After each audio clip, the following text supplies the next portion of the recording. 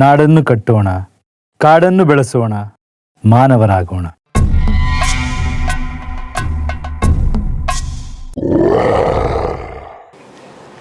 ಅಲ್ಲಿಂದ ವಾಪಸ್ಸು ಏನೋ ಒಂದು ಕೆಲಸ ಸಿಕ್ತು. ಟಿ ವಿ ಎಸ್ಸಲ್ಲೇ ಕೆಲಸ ಕೊಡಿಸಿದ್ರು.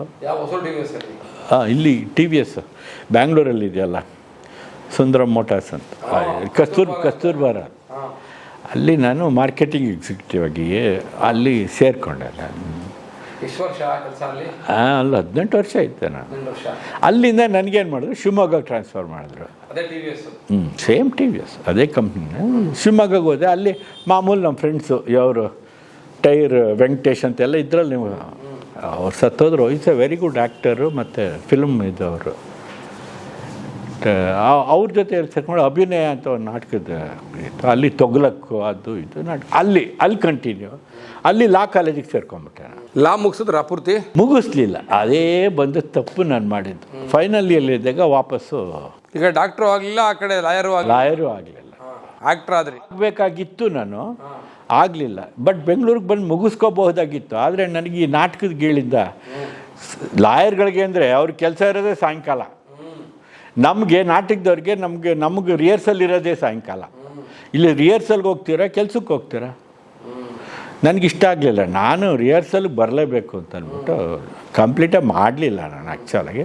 ಬಟ್ ಫೈನಲ್ ಇಯರ್ವರೆಗೂ ಬಂದೆ. ಆವಾಗ ಒಂದು ಸ್ವಲ್ಪ ರಾಜಕೀಯದ ಇದು ಬಂತು. ನಾನು ಸ್ಟೂಡೆಂಟ್ ಲೀಡರು, ಪ್ರೆಸಿಡೆಂಟು ಲಾ ಕಾಲೇಜ್ಗೆ. ಆಗ ಇವರು ನಮ್ಮ ಈಶ್ವರಪ್ಪ, ಯಡಿಯೂರಪ್ಪನವರು, ಡಿ ಎಸ್ ಶಂಕರಮೂರ್ತಿ ಅವರೆಲ್ಲ ಬಂದು, ನೀವು ಯಾಕೆ ರಾಜಕೀಯಕ್ಕೆ ಬರಬಾರ್ದು, ನೀವು ಸ್ಟೂಡೆಂಟ್ ಲೀಡ್ರು ಅದು ಇದು ಅಂತ ಏನೋ ಉಬ್ಬಿಸಿದ್ರು. ಇಲ್ಲ ನಮ್ಗೆ ರಾಜಕೀಯಕ್ಕೆ ಬರಲ್ಲ ನಾವು ಅಂತ ಅಂದ್ಬಿಟ್ಟು ಅಲ್ಲಿಂದ ಬೆಂಗಳೂರಿಗೆ ವಾಪಸ್ ಬಂದು. ಬೆಂಗಳೂರಿಗೆ ಬಂದಮೇಲೆ ಒಂದು ತಮಾಷೆ ಕೇಳಿ. ಇಲ್ಲಿ ನನಗೆ ಕನ್ನಡದವ್ರು ಯಾರೂ ಗೊತ್ತಿಲ್ಲ, ಕನ್ನಡ ಥಿಯೇಟ್ರ್ನವ್ರು ಗೊತ್ತಿಲ್ಲ, ಅಂದರೆ ರಂಗಭೂಮಿಯವ್ರು ಗೊತ್ತಿಲ್ಲ ನನಗೆ. ಇಂಗ್ಲೀಷ್ ಥಿಯೇಟ್ರ್ನವ್ರು ಗೊತ್ತು. ಒಬ್ಬರಿದ್ದರು ನಮ್ಮ ಆಫೀಸಿಗೆ ಬರ್ತಾಯಿದ್ರು. ಅವರು ನಿನಗೆ ನಾನು ಕೇಳಿದೆ, ನಾನು ಥಿಯೇಟ್ರಲ್ಲಿ ಭಾಳ ಇಂಟ್ರೆಸ್ಟ್ ಇದೆ, ನನಗೇನಾದ್ರು ಗೈಡ್ ಮಾಡಿ ಅಂತ. You come to our troupe ಐಸೆ ಅಂದರು. ಇಂಗ್ಲೀಷ್ ಟ್ರೂಪ್ ಅದು. ಇಂಗ್ಲೀಷ್ ಟ್ರೂಪ್ ಕೊಟ್ಟೋಗ್ಬಿಟ್ಟೆ. ಅಲ್ಲಿ ಒಳ್ಳೊಳ್ಳೆ ನಾಟಕಗಳು ಮಾಡ್ದು. ಮ್ಯಾಕ್ಬತ್ತು, ಮ್ಯಾಕ್ಬತ್ ಅಂತ ಒಂದು ಮಾಡಿದ್ವು. ಆಗೊಂದು ಈಕ್ವಸ್ ಅಂತ ಅವ್ನು ಮಾಡಿದ್ರು. ಇಂಗ್ಲೀಷಲ್ಲಿ ಶುರು ಆಗೋಯ್ತು ನನ್ನದು ಥಿಯೇಟ್ರ್. ಆಮೇಲೆ ಏನು ಮಾಡಿದ್ರು, ಒಂದು Jesus Christ the super star ಅಂತ ಅಂದ್ಬಿಟ್ಟು ಒಂದು ನಾಟಕ, ಭಾರಿ ಬಜೆಟ್ ನಾಟಕ. ಅದಕ್ಕೆ ಲೈಟಿಂಗ್ ಮಾಡಬೇಕು ಅಂತ ನನಗೆ ಹೇಳ್ಬಿಟ್ರು. ನನಗೇನೂ ಬರೋಲ್ಲ ಲೈಟಿಂಗು. ನನಗೆ ಬರೋಲ್ಲ ಅಂದರೆ ನೀನು ಸುಮ್ಮನೆ ಒಪ್ಕೊಳ್ಳಪ್ಪ ನೀನು ಅಂತ ಅಂದ್ಬಿಟ್ಟು ಸರಿ ಅಂತ ಅಂದ್ಬಿಟ್ಟು ಆಗ ನಾನು ಹುಡ್ಕಕ್ಕೆ ಶುರು ಮಾಡಿದೆ. ಏನಪ್ಪ ಲೈಟಿಂಗೇ ಬರೋಲ್ಲ ನನಗೆ, ಅವನು ಅದು ರವೀಂದ್ರ ಕಲಾಕ್ಷೇತ್ರದಲ್ಲಿ ಮಾಡೋದಂತ. ನಮ್ಮ ಜಯಶ್ರೀ ಅವರು ಈಗಿನ ಗಂಡ ಇದ್ದಾರಲ್ಲ, ಈಗಿನ ಗಂಡ ಅಂದರೆ ಆನಂದರಾಜು ಅಂತ ಒಬ್ಬರಿದ್ದಾರೆ. ಮೊದಲು ಗಂಡ ಚಾಮರಾಜನಗರದವರು, ಅದು ಗೊತ್ತಿರಬೇಕು ನಿಮಗೆ. ಮೊದಲನವರು ಚಾಮರಾಜನಗರ, ಅವರು ಡೈವರ್ಸ್ ಆಗೋಯ್ತು. ಆಮೇಲೆ ಎರಡನೇ ಮದುವೆ ಮಾಡ್ಕೊಂಡು ಅನ್ನ ಆನಂದ್ರ ಅವರು ಈಸ್ ಎ ಟೆಕ್ನಿಷಿಯನ್, ಅವನು ಲೈಟಿಂಗ್ ಗಿಟಿಂಗ್ ಎಲ್ಲ ಮಾಡಿ. ಅವ್ರ ಹತ್ರ ಹೇಳಿದೆ, ರಾಜು ಈಗ ಆಗ್ಬಿಟ್ಟಿದೆ ಅಂತ. ನಾನಿದ್ದೇನು ಬಿಡು, ಯಾತಕ್ಕೆ ಯೋಚನೆ ಮಾಡ್ತೆ, ನಾನು ಮಾಡ್ಕೊಡ್ತೀನಿ ಬಿಡು, ನೀನು ಸುಮ್ಮನೆ ಇರು, ನೀನು ಪಕ್ಕದಲ್ಲಿ. ಸರಿ ಅಂತ ಕೊಟ್ಟು ಮಾಡ್ದೆ, ಸೂಪರಾಗಿ ಮಾಡ್ದೆ. ಅಲ್ಲಿ ಇನ್ನೂ ಒಂದು ತಮಾಷೆ ಆಗೋಯ್ತು. ಅವ್ರು ಲಾಸ್ಟಲ್ಲಿ ಎಲ್ಲ ಕರೆದು ಹೂನಾರ ಎಲ್ಲ ಹಾಕ್ತಾರಲ್ಲ, greatest lighting man, wonderful lighting by mister Krishnamurthy ಅಂತ ಕರೆದ್ರು ನನಗೆ ನಾಚಿಕೆ. ನಾನು ಮಾಡಿಲ್ಲ. ನನಗೆ ಬಂದು ಇವರು ಹೂನಾರ ಎಲ್ಲ ಕೊಟ್ಟು ಮಾಡ್ತಾ ಇದ್ದಾರಲ್ಲ ಅಂತ ನೀಟಾಗಿ ಸ್ಟೇಜ್ ಮೇಲೆ ಹೋದೆ. ಹೋಗ್ಬಿಟ್ಟು ಅದನ್ನಿಸ್ಕೊಂಡು the entire credit goes to my friend Anandaraju please come ಅಂತ. ಅವ್ರು ಬಂದ, ಅವ್ನಿಗೆ ನಾನು ಹಾಕ್ತೆ. ಖುಷಿ ಆಗ್ಬಿಟ್ರ. ನಾವು ಸುಮ್ಮನೆ ಕ್ರೆಡಿಟ್ ತೊಗೊಳಕ್ಕಾಗತ್ತೆ ಸರ್? ಅದು ಅವ್ರೇನು ಹೆಸರಿಟ್ರು ಅಂದ್ಬಿಟ್ಟು ನಾವು ಇದು ಮಾಡೋಕ್ಕಾಗತ್ತಾ? ಅವನು ಹೇಳ್ದ, ನೀನು ಇಷ್ಟು ಚೆನ್ನಾಗಿ ಕನ್ನಡ ಮಾತಾಡ್ತೀಯಲ್ಲೋ, ನೀ ಯಾಕೆ ಹೋಗಿ ಅಲ್ಲಿ ಸೇರ್ಕೊಂಡಿದ್ಯಾ ಇಂಗ್ಲೀಷ್ನವ್ರ ಮಧ್ಯೆ, ಬಾ ಕನ್ನಡಕ್ಕೆ. ಆಗ ಜಯಶ್ರೀ ಅವರು ಎಲ್ಲ ಸೇರಿ ಸ್ಪಂದನ ಅಂತ ಒಂದು ಟ್ರೂಪ್ ಇತ್ತು. ಆ ಸ್ಪಂದನದಲ್ಲಿ ಕನ್ನಡ ನಾಟಕಕ್ಕೆ ಎಂಟ್ರಿ ಕೊಟ್ಟೆ. ಆಗ ದಟ್ ವಾಸ್ 1972 ಏನೋ 73 ಇರಬೇಕು. ಆಗ ಬಂದು ಜಯಶ್ರೀ ಜೊತೆ ಭಾಳಷ್ಟು ನಾಟಕಗಳು ಮಾಡಿದ್ವು. ಅಷ್ಟು ಜಯಶ್ರೀನ. ಆಮೇಲೆ ಮತ್ತೆ ಮನಸ್ತಾಪ ಗೊತ್ತಲ್ಲ, ಸಾಂಸ್ಕೃತಿಕ ಮನಸ್ತಾಪಗಳು. ಮನಸ್ತಾಪಗಳು ಅದು ಏನಂದರೆ ಹಣದ ಬಗ್ಗೆನೇ.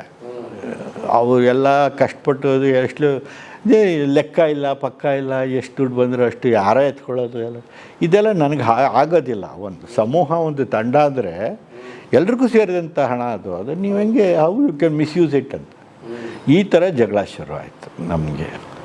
ಆಗ ರಾಣಿ ರಾವ್ ಅಂತ ಅವ್ರಿಗೊಂದು ಇಂಟರ್ವ್ಯೂ ಮಾಡಿ, ರಾಣಿ ರಾವ್ ಅನ್ನೋರು ಭಾಳ ಉತ್ತಮವಾದ ಕಲಾವಿದ. ಅವರು ಅವರು ಇಂಗ್ಲೀಷ್ ಥಿಯೇಟ್ರ್ನವರು. ನಾನು ಹೇಳ್ತೀನಿ ಬಟ್ ಕನ್ನಡ ಮತ್ತು ರಾಣಿ ರಾವ್ ಅನ್ನೋರು ಅವ್ರ ಜೊತೆ ಸೇರಿ ಒಂದು ಕೆಲವು ಮಾಡಿ. ಆಗ ನನಗೆ ತೆವಲು, ಈಗ ಸಿನಿಮಾ ಮಾಡಬೇಕು ಅಂತ ತೆವಲಿತ್ತಲ್ಲ, ಅದೇ ಥರ ಒಂದು ದೊಡ್ಡ ನಾಟಕ ಮಾಡಬೇಕು ಅಂತ ಒಂದು ತೆವಲಿತ್ತು. ಡಾಕ್ಟರ್ ಫಾಸ್ಟಸ್ ಅಂತ ಒಂದು ನಾಟಕ ಕೇಳಿದ್ದೀರಾ ಆದರೆ ಭಾಳ ಅದು ಮಾಯಾ ಮಂತ್ರ ತಂತ್ರ ಎಲ್ಲ ಇರುವಂಥ ಒಂದು ನಾಟಕ. ಅದನ್ನು ಟ್ರಾನ್ಸ್ಲೇಟ್ ಮಾಡಬೇಕು ಅಂತ ಅವಳು ಅಲ್ಲಿಂದ ಇಂಗ್ಲೆಂಡಿಂದ ಎತ್ಕೊಂಬಂದ್ಬಿಟ್ಟಿದ್ಲು ಅವಳು. ಇದು ಭಾಳ ಚೆನ್ನಾಗಿದೆ, ಈ ನಾಟಕನ ಟ್ರಾನ್ಸ್ಲೇಟ್ ಮಾಡಿ ಕನ್ನಡದ ಮಾಡೋಣ ಅಂತ. ಅಯ್ಯೋ ರಾಮಚಂದ್ರ ದೇವ ಅವ್ರ ಹತ್ರ ಎಲ್ಲ ಹೋಗಿ ಕೇಳಿದು, ಸಾರ್ ದಯವಿಟ್ಟು ಟ್ರಾನ್ಸ್ಲೇಟ್ ಮಾಡ್ಕೊ. ನಮ್ಗೆ ಟೈಮ್ ಆಗೋದಿಲ್ಲ. ನಾನು ಹೇಳಿದೆ, ರಾಣಿ ನಾನು ಮಾಡಲಾ ಅಂದೆ. ನೀವು ಮಾಡ್ತೀಯ ಟ್ರಾನ್ಸ್ಲೇಷನ್? ಮಾಡ್ತೀನಿ ಅಂದೆ. ಮಾಡಿಬಿಟ್ಟೆ ಸರ್, ಇವತ್ತಿಗೂ ಇದೆ ಮ್ಯಾನ್ಸ್ಕ್ರಿಪ್ಟು ಎಲ್ಲ ಇದೆ. ಫಸ್ಟ್ ಕ್ಲಾಸಾಗೆ ಮಾಡಿದ್ಯಲ್ಲ, ಮತ್ತು ಮಾಡ್ತೀನಿ ನಾಟಕ.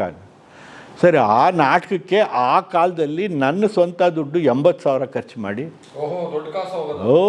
ದೊಡ್ಡ ಕಾಸು. ಆ ಕಾಲದಲ್ಲಿ ನಾನು 1974 75 ನಾನು ನಿಮ್ಗೆ ಹೇಳ್ತಾ ಇರೋದು ಮಾಡಿ. ಏನು ನಾಟಕ ಆಯಿತು ಅಂತಂದರೆ ಅದು ಒಂಥರ ವಂಡರ್ಫುಲ್ ಪ್ಲೇ. ಅದು ಸಿಕ್ಕಾಬಟ್ಟೆ ವಂಡರ್ಫುಲ್ ಪ್ಲೇ ಅದು ಆಯ್ತು. ಹೀಗೆ ಅಲ್ಲಿ ದುಡ್ಡು ಕಳ್ಕೊಂಡೆ, ಈ ಥರ ನಾಟಕದಲ್ಲಿ ಕಳ್ಕೊಂಡಿದ್ದು ದುಡ್ಡುಗಳು ಅವೆಲ್ಲ. ಆಮೇಲೆ ಆಮೇಲೆ ಈ ನಾಗಾಭರಣ ಇವರೆಲ್ಲ ಸೇರ್ಕೊಂಡು ಬಾಬಾ ನಮ್ಮ ಗ್ರೂಪಿಗೆ ಬಾ ಅಂತ. ಚಂದ್ರಕುಮಾರ್ ಸಿಂಗ್ ಅಂತ ಒಬ್ಬರಿದ್ದಾರೆ, ಅವರು ನೀವು ಕೇಳಿದರೆ ಹೆಸರು, ಚಂದ್ರಕುಮಾರ್ ಸಿಂಗು, ನಮ್ಮ ರಾಮಣ್ಣ ಇಲ್ಲ ಮೇಕಪ್ ರಾಮಣ್ಣ, ಇವರೆಲ್ಲ ಸೇರಿಕೊಂಡು ಬಾಬಾ ಅಂತ. ಅವರೆಲ್ಲ ಸೀನಿಯರ್ ಮೋಸ್ಟ್ ಅವರೆಲ್ಲ. ನನಗೆ ಬೆನಕ ಬಗ್ಗೆ ಬೇರೆ ಏನು ವಿಷಯ ಬೇಡ. ಬೆನಕ ಸಾರ್ವಜನಿಕವಾಗಿ ಎಲ್ಲರೂ ಗೊತ್ತಿರುವಂಥ ಸಂಸ್ಥೆ. ನನಗೆ ಒಂದು ವಿಷಯ ತಿಳಿಸ್ಕೊಡಿ, ಬೆನಕ ತಂಡ ಆರ್ಥಿಕ ಸಂಕಷ್ಟದಲ್ಲಿ ಸಿಕ್ಕಾಕೊಂಡಾಗ ಅದನ್ನು ತಮ್ಮ ಉಪಾಯದಿಂದ, ತಮ್ಮ ಒಂದು ನಾಯಕತ್ವದಿಂದ ಅದನ್ನು ಪಾರು ಮಾಡ್ಕೊಂಡ್ರಿ ಅಂತ. ಬಹಳ ಸತ್ಯವಾದ ಮಾತಿದು. ಅದು ಏನಾಯಿತು ಅಂದರೆ, ಅಲ್ಲಿ ನಮ್ಮದು ಬೆನಕಾದ ತಂಡದ್ದು ಒಂದು ಮನೆ ಇತ್ತು, ಅಂದರೆ ಬಾಡಿಗೆಗೆ ಒಂದು ಮನೆ ಮಾಡಿದ್ದು. ಅದೊಬ್ಬ ಮುಸ್ಲಿಮ್ಮು, ಪ್ರಾಪರ್ಟಿ ಓನರ್ ಒಬ್ಬ ಮುಸ್ಲಿಮ್ಮು.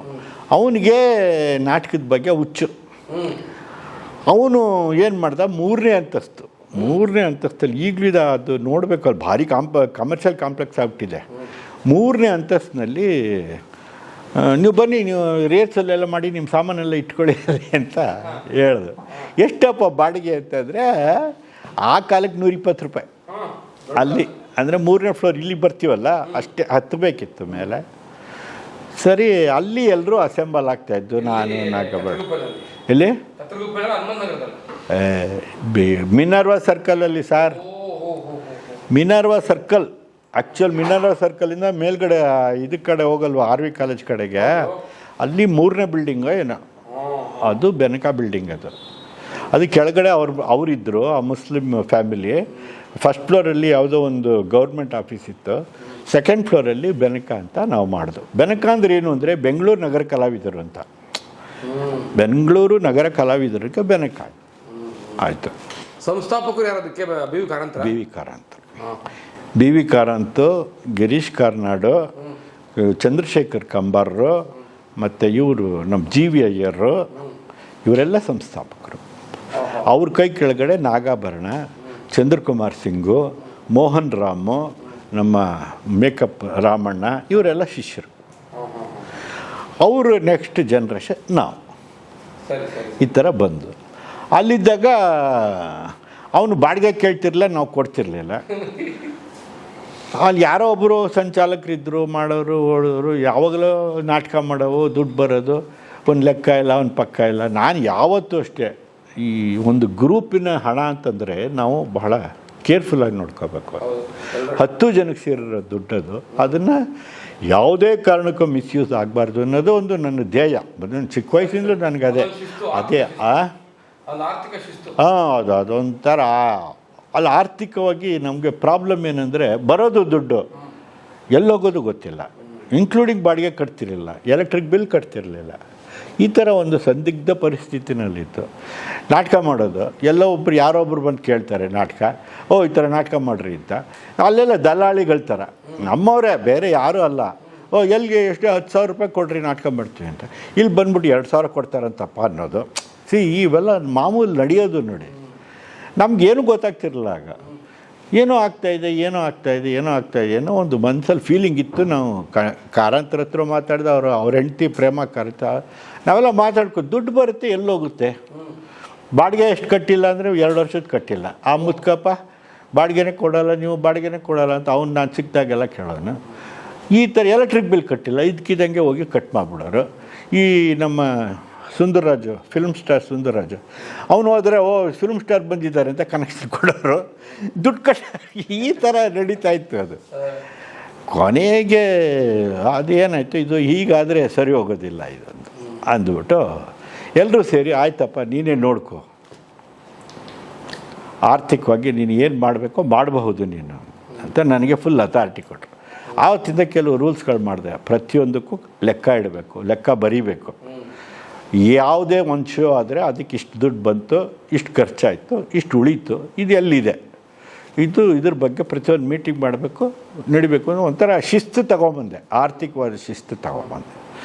ಯಾರ್ಯಾರಿಗೆ ಆಗ ಒಂದಷ್ಟು ದುಡ್ಡು ಸೇರಿದಾಗ ಯಾರ್ಯಾರು ಕೊಡಬೇಕು ಅಂತ ನೋಡಿದೆ. ಬಾಡಿಗೆ ಫಸ್ಟು ಕಟ್ಬಿಡಿ, ಆಮೇಲೆ ಎಲೆಕ್ಟ್ರಿಕ್ ಬಿಲ್ಲು ಕಟ್ಬಿಡಿ, ಆಮೇಲೆ ನಮ್ಮ ಮೇಕಪ್ಪು ಪಾಪ ರಾಮಕೃಷ್ಣ ಅವ್ರು ಎಷ್ಟೋ ವರ್ಷಗಳು ಫ್ರೀಯಾಗಿ ಮಾಡಿದ್ರು, ಅವ್ರಿಗೆ ಕರೆದು ನಿಮ್ಗೆ ಎಷ್ಟು ಬೇಕು ತಗೊಳ್ಳಿ.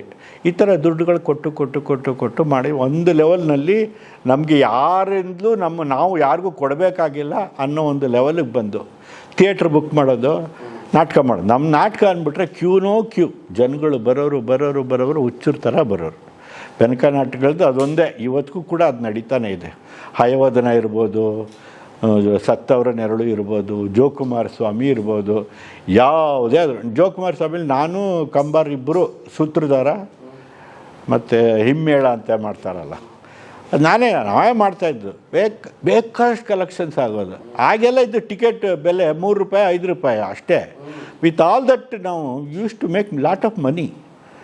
ಅದನ್ನು ತೆಗೆದು ಫಂಡ್ಸ್ ಮಾಡೋಕ್ಕೆ ಶುರು ಫಂಡ್ಸ್ ಮಾಡಿ ಒಂದಷ್ಟು ಸೇರಿದ ತಕ್ಷಣ, ಒಂದು 10,000 ಸೇರಿದ ತಕ್ಷಣ FD ಮಾಡೋ, ಮಿಕ್ಕಿದ ಖರ್ಚು ಮಾಡಿ, ಈ ರೀತಿ ಮಾಡಿ ಆರ್ಥಿಕವಾಗಿ ಬಹಳನೇ ಚೆನ್ನಾಗಿ ಇಂಪ್ರೂವ್ ಮಾಡಿಬಿಟ್ಟಾರೆ. ಅಂದರೆ ವ್ಯಕ್ತಿಗಿಂತ ಸಂಸ್ಥೆ ತುಂಬ ಮುಖ್ಯ, ಭಾಳ ಮುಖ್ಯ. ಇದು ನನ್ನ ಜೀವನದ ಧ್ಯೇಯ. ಇದು ಆ್ಯಕ್ಚುಲಾಗಿ ವ್ಯಕ್ತಿಗಳಲ್ಲವೇ ಅಲ್ಲ ಸರ್, ಸಂಸ್ಥೆನೇ ದೊಡ್ಡದು. ಈಗ ನೀವು ಜನಪದ ಸಿರಿ ಅಂತ ಮಾಡ್ಕೊಂಡಿದ್ದೀರಿ, ಇದೇ ದೊಡ್ಡದು. ನೀವೆಲ್ಲ ಮುಂದೆ ನಿಮ್ಮನ್ನು ಆದಮೇಲೆ ಇನ್ನೊಬ್ರು ಯಾರೋ ಬರ್ಬೋದು, ಸಂಸ್ಥೆ ಅನ್ಕೋ ಕಂಟಿನ್ಯೂ ಆಗುತ್ತೆ. ಅದು ಖಂಡಿತವಾಗಲೂ ನನ್ನ ಒಂದು ಧ್ಯೇಯ. ಅಂದರೆ ವ್ಯಕ್ತಿಗಿಂತ ಸಂಸ್ಥೆನೇ ಮುಖ್ಯ. ಬಟ್ ಅಲ್ಲಿ ಏನು ಪ್ರಾಬ್ಲಮ್ ಅಂದರೆ ಇದೇ, ಈ ಕೆಲವರು ಈ ನಮ್ಮ ಸುಂದರ್ರಾಜು ಅವರು ಒಂದು ದೊಡ್ಡ ಫಿಲ್ಮ್ ಸ್ಟಾರು, ನಾಗಭರಣ ಅವರು ದೊಡ್ಡ ಡೈರೆಕ್ಟ್ರು, ಕೋಕಿಲ ಮೋಹನ್ ಅಂತ ಅವನು ಬೆನ್ಕದಾನೆ. ಅವನು ಈ ಥರ ಇವ್ರದ್ದೇನಾದರೂ ಅವರು ವ್ಯಕ್ತಿತ್ವನ ಬೆಳೆಸ್ಕೊಳ್ಳೋಕೆ ಟ್ರೈ ಮಾಡೋದು, ಅದೆಲ್ಲ ತಪ್ಪು ಅಂತ ಅಂದ್ಬಿಟ್ಟು ಆಗ ಕೆಲವು ಮನಸ್ತಾಪಗಳು ಅದು ಇದು ಅಲ್ಲ. ಇವತ್ತಿಗೂ ಒಳ್ಳೆ ಫ್ರೆಂಡ್ಸೇ, ಏನು ತೊಂದರೆ ಏನಿಲ್ಲ. ಆಮೇಲೆ ಆಲ್ ಓವರ್ ಇಂಡಿಯಾ ಟ್ರಾವೆಲ್ ಮಾಡಿದ್ವು ನಾವು. ಭೋಪಾಲು, ಕಲ್ಕಟ್ಟ, ಬಾಂಬೆ ತಿರುಗಾಟ ಅಲ್ಲ, ಬೆನಕಾಯಿಂದ ಹೋಗೋ ನಾವು. ಮತ್ತು ಡೆಲ್ಲಿಲಿ ಅನ್ಕೋ ಲೆಕ್ಕವಿಲ್ಲ. ಮತ್ತು ಒರಿಸ್ಸಾ, ಭುವನೇಶ್ವರು, ಎಲ್ಲಿ ನಾವು ಹೋಗ್ದೇ ಇರೋ ಊರೇ ಇಲ್ಲ ಇಡೀ ಕರ್ನಾಟಕ. ನಾನೇ ಎಲ್ಲ ಲೀಡ್ ಮಾಡೋದು, ನಾನೇ ಕರ್ಕೊಂಡು ಹೋಗೋದು, ಎಲ್ರಿಗೂ ಟಿಕೆಟ್ ಬುಕ್ ಮಾಡೋದು, ಹತ್ಸೋದು, ಕರ್ಕೊಂಡು ಹೋಗೋದು, ಅಲ್ಲಿ ನೋಡ್ಕೊಳ್ಳೋದು. ಈ ಥರ ಒಂದು ಮಾಡಿ ಹಣನ ತಗೊಂಬಂದು ಕರೆಕ್ಟ್ ಅದು ಪೊಸಿಷನ್ ಕೊಟ್ಟು ತಿಂಗಳಿಗೊಂದು ಸತಿ ಇದು ಮೀಟಿಂಗ್ ಮಾಡವು. ಇಷ್ಟಿಷ್ಟು ದುಡ್ಡು ಬಂತು, ಇಷ್ಟಾಯಿತು ಎಲ್ಲ ಓಪನ್ ಆಗಿ ಇಟ್ಕೊಂಡ್ಬಿಟ್ಟು ಆವಾಗ ನಾನು ಬೆನಕ ಬಿಟ್ಟಾಗ ಒಂದು 12 ಲಕ್ಷ ರೂಪಾಯಿ ಫಂಡ್ ಮಾಡಿ ಇಟ್ಬಿಟ್ಟು ಬಂದೆ. 12 ಲಕ್ಷ? ಎಲ್ಲ ಮಾಡಿ ಬಿಟ್ಟು, ನೋಡ್ರಪ್ಪ ಇದೇ ತಗೊಳ್ಳಿ ನಿಮ್ಮ ದುಡ್ಡು ಅಂತ. ಯಾವುದೋ ಒಂದು ಮಿಸ್ಅಂಡರ್ಸ್ಟ್ಯಾಂಡಿಂಗಲ್ಲಿ ಹೊರಗೆ ಬಂದು ಆ ಬಿಲ್ಡಿಂಗ್ ಬಿಡೋದಕ್ಕೆ ಮಿಸ್ಅಂಡರ್ಸ್ಟ್ಯಾಂಡಿಂಗು. ಆ ಬಿಲ್ಡಿಂಗ್ ಏನಾಗೋಯ್ತು, ಅವ್ರು ಸತ್ತೋದ್ರು, ಒರಿಜಿನಲ್ ನಮ್ಗೆ ಕೊಟ್ಟರು ನೋಡಿ. ಆ ಮುದ್ಕಪ್ಪನಿಗೆ ನಮ್ಮ ಮೇಲೆ ಭಾಳ ಸಾಫ್ಟ್ ಕಾರ್ನರ್ ಇತ್ತು, ಯಾಕೆಂದರೆ ನಾಟಕದವರು ಹಿಂಗೆ ಹೋಗಲಿ ಅಂತ ಇದ್ದ. ಅವ್ನು ಮುಸ್ಲಿಮ್ ಆದರೂ ಕೂಡ ನಿಜವಾಗ್ಲೂ ನೆನೆಸ್ಕೋಬೇಕು. ಅವ್ನು ಸತ್ತೋದ. ಅವನ ಮಗ ಅಮೇರಿಕಾಲಿದ್ದ. ಅವನು ಬಂದ್ಬಿಟ್ಟು ಬಿಡಿ, ನಾವು ಕಮರ್ಷಿಯಲ್ ಕಾಂಪ್ಲೆಕ್ಸ್ ಕಟ್ಟಬೇಕಲ್ಲಿ, ಬಿಡಿ ನೀವು ಅಂತದ್ದು. ನಾನಂದು ಅಷ್ಟು ಪುಕ್ಸಟ್ಟೆ ಸುಮ್ಮನೆ ಬಿಟ್ಬಿಡೋಕ್ಕಾಗಲ್ಲಪ್ಪ. ನೀ ನಮಗೇನು ಕೊಡ್ತೀಯ ಹೇಳು, ಬಿಟ್ಟೋಗ್ತೀವಿ ಅಂತ. ಅದು ಬಾರ್ದು. ಸರಿ, ಎಲ್ಲ ನೆಗೋಷಿಯೇಟ್ ಮಾಡಿ 10 ಲಕ್ಷಕ್ಕೆ ಸೆಟ್ಲ್ ಮಾಡಿದ್ದೆ ನಾನು. ಅಂದರೆ 10 ಕೇಳಿದ್ದೆ, ಅಟ್ಲೀಸ್ಟ್ ಒಂದು 7-8 ಕಾರು ಸೆಟ್ಲ್ ಮಾಡೋನು, ಈಸ್ಕೊಳ್ಳೋನು. ಅದು ಬೆನಕಾಗೆ, ನಮಗೇನಲ್ಲ. ಅದು ಎಲ್ಲ ಮಾಡೋಷ್ಟೊತ್ತಿಗೆ ಅದೇನಾಗೋಯ್ತು, ನಮ್ಮ ಕಾರಂತ ಒಂಥರ ಮಗುನ ಮನಸ್ಸಿನವ್ರು ಅವರು. ಯಾಕೆ ನಮಗೆ ಬೇಕು ಅಂದಾಗ ಅವ್ರು ಕೊಟ್ಟರು, ಅವ್ರು ಬೇಕು ಅಂದಾಗ ನಾವು ಕೊಡಬೇಕಲ್ಲ. ಹಾಂ, ಆಯಿತು. ಆ ಮಂಚ ಒಂಥರ ವಿಚಿತ್ರ ಅಂದ್ಬಿಟ್ಟ. ಇವರು ಶಿಸ್ತರುಗಳಿಗೆಲ್ಲ ಅದೇ ತಲೆಗೆ ಬಂದ್ಬಿಡ್ತು. ನಾಗಬಣ್ಣ ಹೌದು ಕಣ, ಎಷ್ಟು ಹೇಳೋದು ಕರೆಕ್ಟ್, ಬೇಡ ನಮ್ಗೆ ಅದೇ. ಅಲ್ಲಯ್ಯ, ಈಗ ನಡೀತಿರೋ ವ್ಯವಹಾರ ಒಂದು ಗುಡ್ ವಿಲ್ಲು ಅಂತ ಅವ್ರು ಕೊಡ್ತೀನಿ ಇಂದಾಗ ಯಾಕೆ ಇಸ್ಕೋಬಾರ್ದು ಅಂತ ನಾನು ಈ ರೀತಿಯಾದಂಥ ಒಂದು ಮಿಸ್. ಅದರೊಳಗೆ ನಾನು ಅಲ್ಲೇ ಒಂದು ರೆಡಿ ಮಾಡಿಬಿಟ್ಟಿದ್ದೆ ಇನ್ನೊಂದು ಸೈಟು. ನಮ್ಮ BBMPಗೆ ಹೇಳಿ ಆ ಮುಸ್ಲಿಮ್ ಏರಿಯಾನಲ್ಲಿ ಒಂದು 80/180ಕ್ಕೆ ಒಂದು ಸೈಟ್ ಇತ್ತು. ಅದನ್ನು ಲೀಸಿಗೆ ಮಾಡಿ ಎಲ್ಲ ಮಾಡೋಣ ಅಂತ ಅಂದ್ಕೊಂಡ್ಬಿಟ್ಟಿದ್ದೆ. ಅದೇ ದುಡ್ಡಲ್ಲಿ ಅಡ್ಜಸ್ಟ್ ಮಾಡ್ಬೋಣ ಅಂತ ಆಗಲಿಲ್ಲ. ಅದಕ್ಕೆ ಆಯ್ತು, ಕೊನೆಗೆ ಬಿಡಬೇಕು. ನಾನು ಬಿಟ್ಟರೆ ಆಯಿತು, ಇನ್ನೆಷ್ಟು ದಿವಸ ಅಂತ. ನಾವು ಬಿಟ್ಟರು ಕೂಡ ನಿಮ್ಮ ಹೆಸರಲ್ಲಿ ಬೆನಕ ಅಂತ ಅಂಟಿಸ್ಕೊಂಡೇ ಆಚೆ ಬಂದಿದ್ದೀರಿ. ಹೌದೌದು, ಅದಿದ್ದೇ ಇದೆ. ಹೌದೌದು, ಇವತ್ತಿಗೂ ಬೆನಕ ಕಿಟ್ಟಿಯಿಂದಲೇ ಬೆಂಗಳೂರಲ್ಲಿ ಯಾರಿಗೆ ಹೇಳಿದ್ರು, ನಾನು ಯಾರೂ ಗೊತ್ತಿಲ್ಲದೆ ಆದರೂ ಹೆಸರು ಕೇಳಿರ್ತಾರೆ. ಹಾಂ, ಆ ಲೆವೆಲ್ಗೆ ಆಯಿತು ಬೆನಕ ಹೆಸರು.